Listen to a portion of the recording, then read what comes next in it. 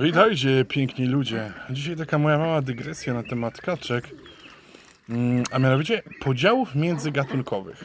Jak widzicie, kaczki staropolskie wolą trzymać się w gronie swoim, natomiast kaczki francuskie w swoim. I to jest coraz bardziej zauważalne, im one są starsze. Wcześniej tak to nie było widoczne, teraz natomiast wolą wolne chwile spędzać osobno. O! Jezus, zabawa. No. Także tak to wygląda. Możecie pisać śmiało, jak to wygląda u was.